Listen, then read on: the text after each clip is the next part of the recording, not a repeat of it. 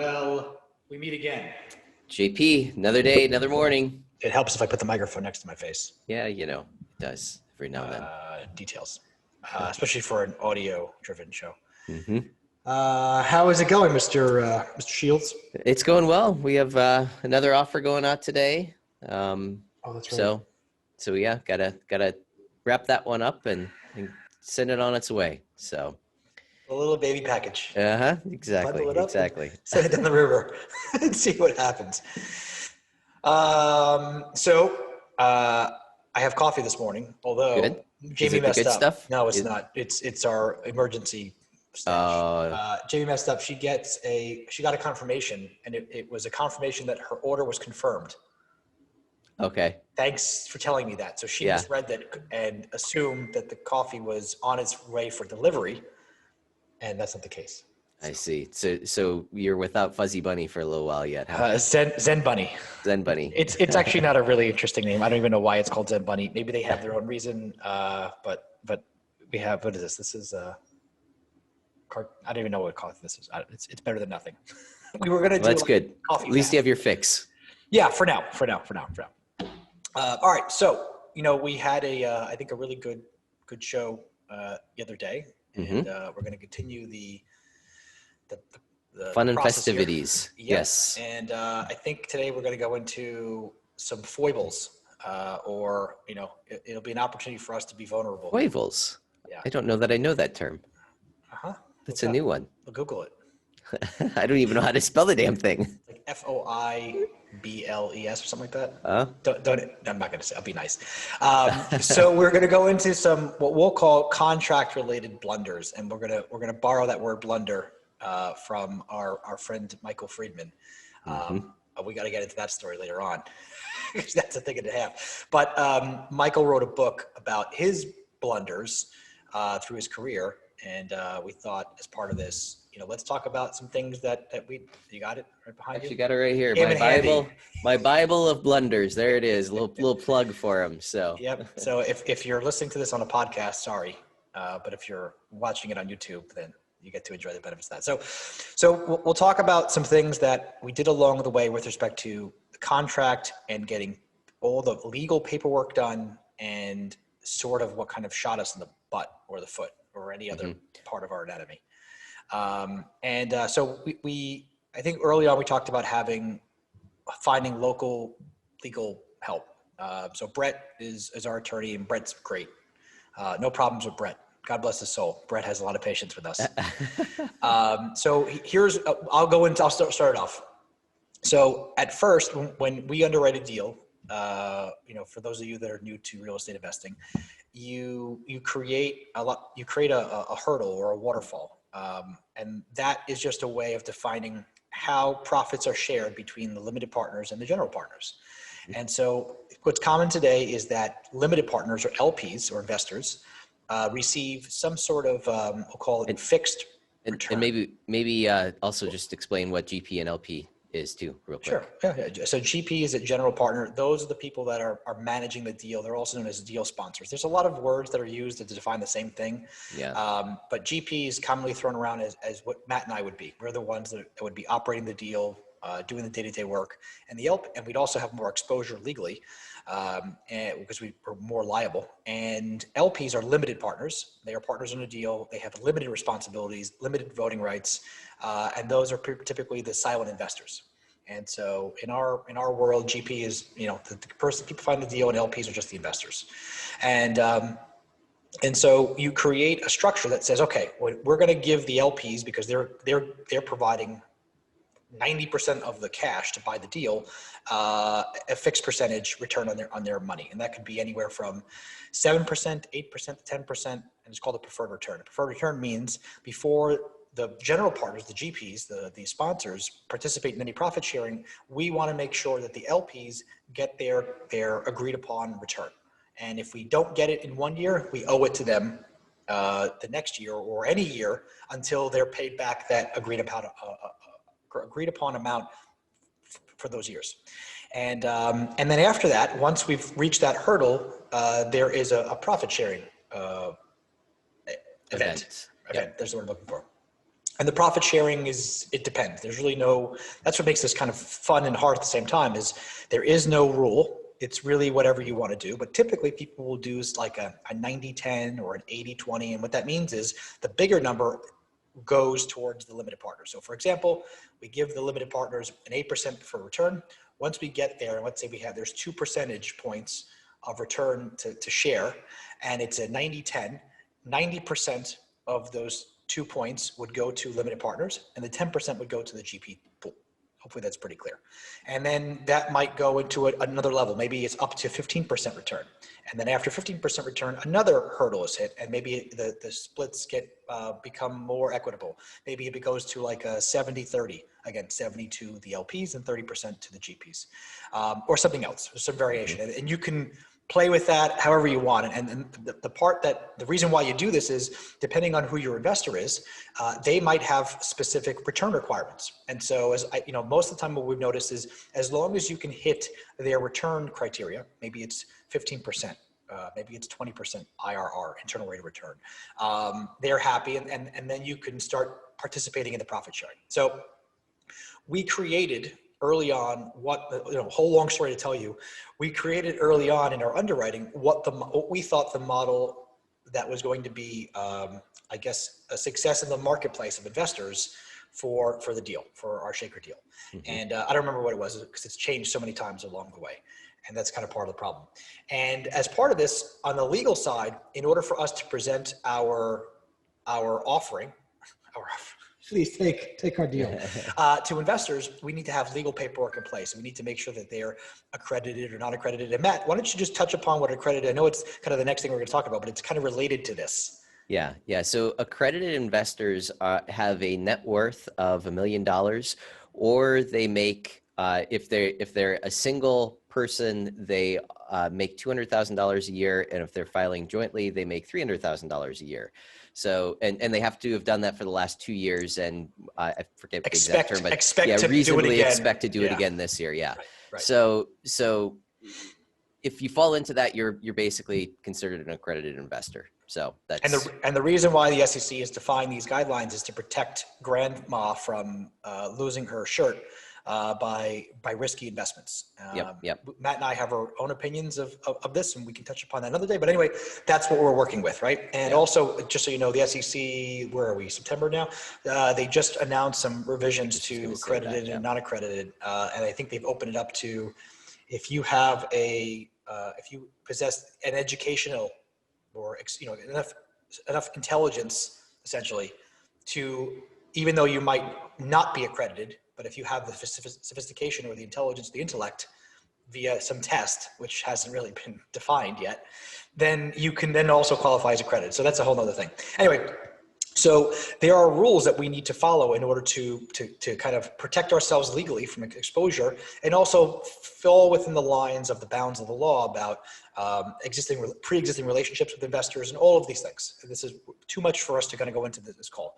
So we had made the mistake of showing our wonderful marketing brochure to some of our investors early on, sort of cart before the horse, sort of before we've had our paperwork in place, which is our private placement memorandum, which is a legal document that is 70 pages that tells you all the ways that you can lose your money for an investor. And so you have to kind of present these things ahead of time. So it's frustrating or challenging for us as sponsors, because we need to work to raise money in our compressed due diligence time window, and go through the due diligence process, but also try to raise as much money as we can for our deal. And that's why it's so important to have, if you're not going to be the money raising people, partner with people that can help with the money raising part. But as we mentioned earlier, a bunch of our equity people were not able to help with that. So the responsibility fell back on us. Yep. And so we found ourselves in a situation where our equity friends brought in their investors, and we defined what the returns had looked like. And then we received some guidance from one of our investors that said, you know what, you guys are doing a 10-year hold. Some of our investors don't want to do a 10-year. They want to do a 5-year and get out. Okay. So what if we had a preferred return element of that? Now let's go into preferred return. Preferred return is, so think about how your responsibilities for paying your mortgage.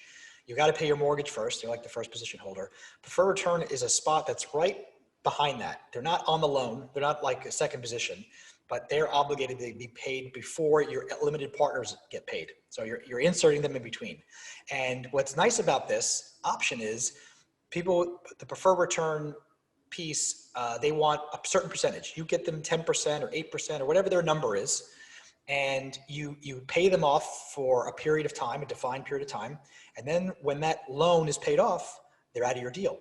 And what that does to the deal is your all of the amount of equity, or how do we describe it? It would be the value of the units or the shares have now suddenly increased in value because there's less people involved in the deal. That's the simplest and cleanest way I can describe it without getting a little too technical. But what it does for us is, let's say our ownership was worth $100,000, for example. Preferred equity exits the deal. It could be worth $500,000 now, right? The amount of equity in our deal just suddenly goes up as a result of them leaving the deal, right, Matt?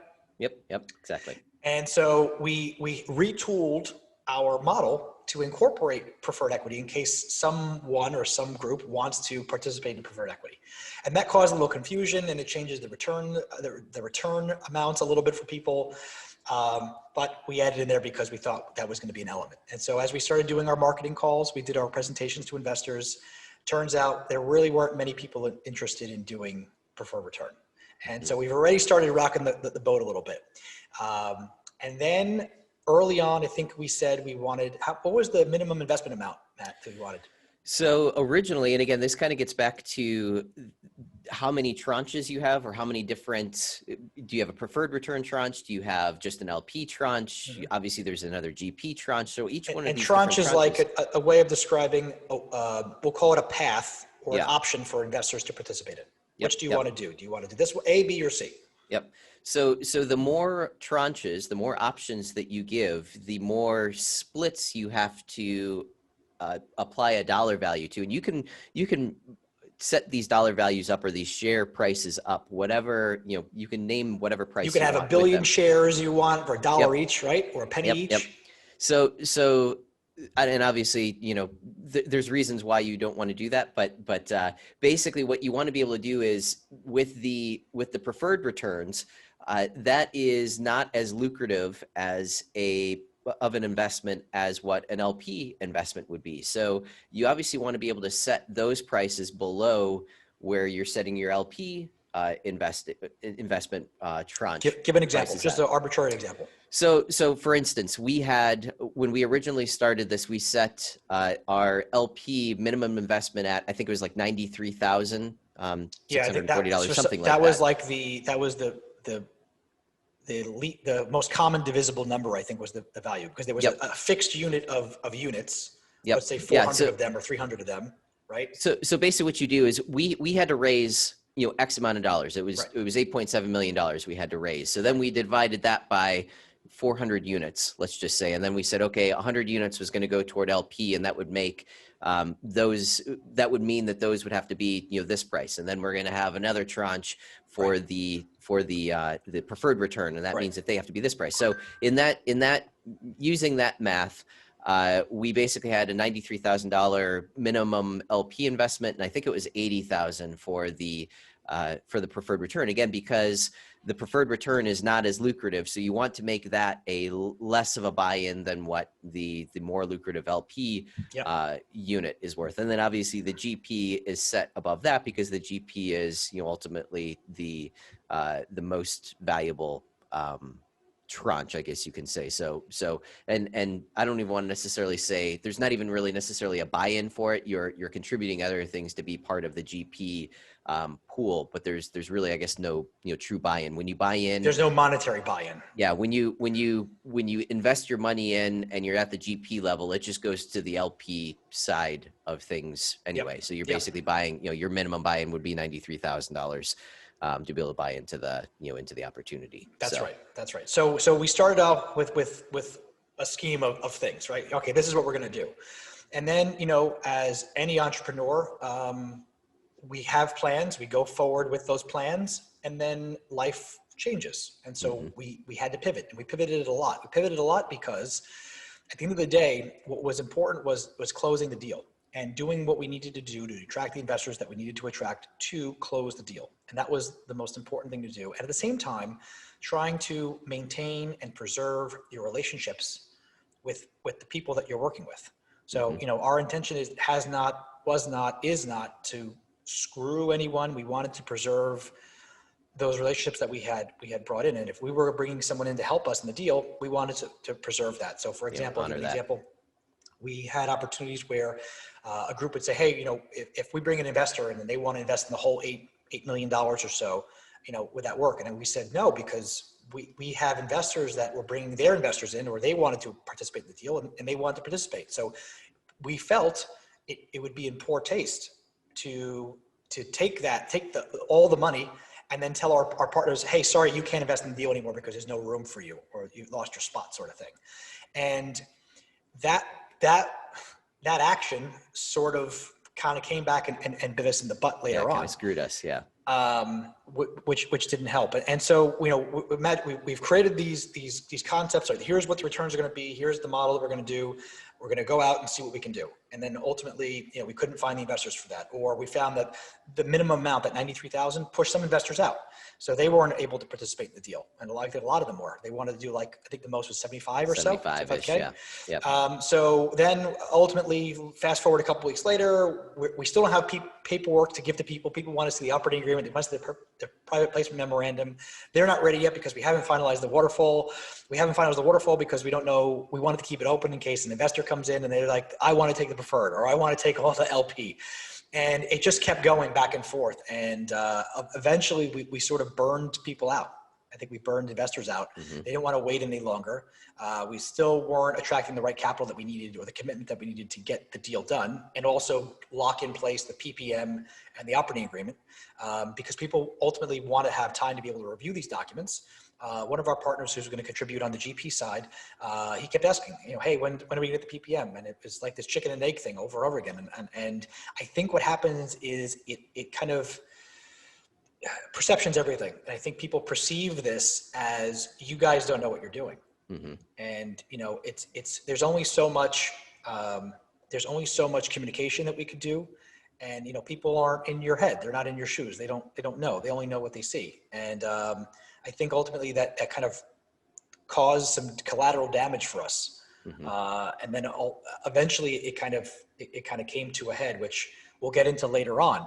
But that was a thing. So I think if we can apply a lesson learned from this, Matt, what would you say that is?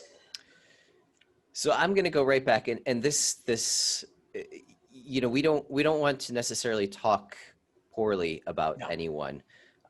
This is looking back, retrospective. Yeah. So, right? so really it's dealing with people that can truly help you get this deal over the finish line. We basically started the process going after people that could invest a few $100,000, and we got up quite a few $1 million. We were able to get soft commitments on from all these people. We got to like $3.5 million. Yeah. So that's fantastic. But none of those people were able to say, okay, let's finish this out. So we're spending all of this time, all of this effort, attracting all of these different people, which then we're trying to keep this whole mass group of people happy. And obviously, and again, this goes without saying, anybody who's putting their money into something, they feel like their money is the most important, and it is important. It is. But at the same time, none of those people, we have 10, 20 different people there. None of those people could say, okay, we're going to write a check to, close this thing out. So rather than spending all of that time, all of that effort on, bringing together and collecting all of these people and trying to get them aligned with what is going on, I think that we needed to spend more time attracting the bigger players first and get them in, and then we go out to the group of people that we have relationships with and say, okay, we need another, we have this opportunity, we need 100,000 here, 200,000 there, and make it more along those lines. So in other words, filling a jar up with large stones first. Yes. Exactly. And then pouring the sand in after that. Exactly. Yep. Right. Yep. Rather than other way Yeah. around. Yeah. And I think that's it. It sucked. It was not a fun time, because Yeah, there's every day something was changing. This person's out, this person's pissed. Okay, let's go take care of that and get them back in on yeah. board. Yep. Meanwhile, we're still trying to talk to those bigger people too, but all of this other stuff is taking so much time appeasing and placating everyone's emotions there that we can't necessarily spend the time on the bigger picture Yep. either. Yep. So Yep. So yeah, what ended up happening, or what happens is, I don't know for sure if we get to this later on, but in our contract. So I think also going back, and we'll wrap this up here, is when we negotiated the deal, we negotiated 2 extensions for 50K each, and I think we failed to recognize. Well, we knew we were in this black swan event. We knew that, but we failed to recognize the we'll call it the logistical challenges of closing on 6 different properties, and how those take time, because each of those have their own title. Each of them have their own entity. One of them had a land lease, which isn't a ground lease rather, which isn't the end of the world, but it adds an element of complication. One of them had some condominium association rights to it. Some of them have different zoning spots because they're at different spots. So I think we failed to recognize that closing on 6 separate properties, I think we were looking at it as kind of one big thing, would take more time. And we're in this stupid game with sellers where they expect you to close like everybody else in 30 days, and really that's after due diligence. We should have asked for or tried to, I don't even know we would have gotten it, right? If we asked for more time beyond the 30-day due diligence and 30-day close, plus the 2 15-day extensions, if we wouldn't even gotten the deal under contract. yeah. And so we were hoping that having the extensions were going to help us give us the time that we needed, but it wasn't enough time. And by the time that we made some relationships, which we'll get into later on, that was further in the process. By which time our $100,000 EMD had already become non-refundable. We had to make our second deposit of $62,000 after due diligence. And before you know it, we're now dropping 50K for our first extension. Yeah. And then we didn't on the banking side, on the debt side, if you're going to go after a commercial mortgage, they require a pretty penny. Our one lender requires about $100,000 to get the loan application going. So this business is very important to Matt and I. We see this is our future, and so we're happy, if that's the right word. We're excited to make the investment, but it is a risk, and sometimes the risk pays off, and sometimes it doesn't. And right now we're still working towards getting it to pay off. Exactly. Getting it to pay off. So any other thoughts on contract related blunders, changing waterfall hurdles, minimum investment amounts? Let's see. I think that pretty well encapsulates how that how that entire process went for us. And looking back on the things that we would change, I can't think of anything else that we should add into that. Yeah, I think next episode we'll get into hurdles, not waterfall hurdles, but we'll just call it challenges, opportunities, about people questioning experience and how can you do this and that sort of stuff. And it's a great insight into, we'll call it the collective mindset of the industry, and how very, very intelligent people in this industry, I don't even know if they realize they have blinders on, No, I don't think so. I mean, it's the same thing as this is the way it's always been done. That's the way we do it. That's how you do it, right? Yeah. Yep. So cool. All right. Well, this is fun, Matt. It's been fun opening up fresh wounds. But no, I mean, this is stuff that we try to learn from and improve on, right? And hopefully somebody can learn from this as well. Yes. All right. Well, with that, it's good talking, and I'll see you next time on the next one. Yeah. Bye. Bye.